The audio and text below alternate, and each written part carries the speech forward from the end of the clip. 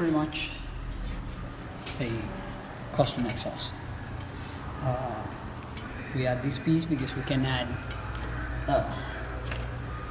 bolt-on exhaust doesn't come all the way to the collectors because it's impossible to match whatever setup we have. So we came into here. I add this new piece on it, add the collector, and then add the plug for the O2 sensor.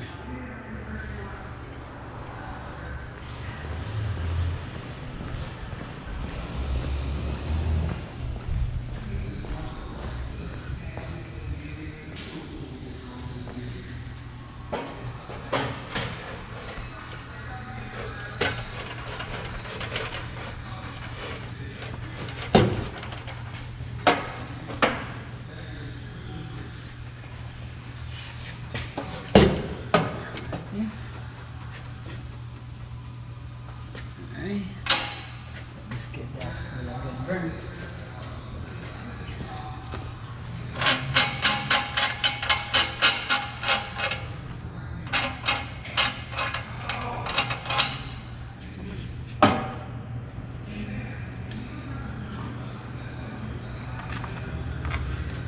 Alright, so it actually fit perfect.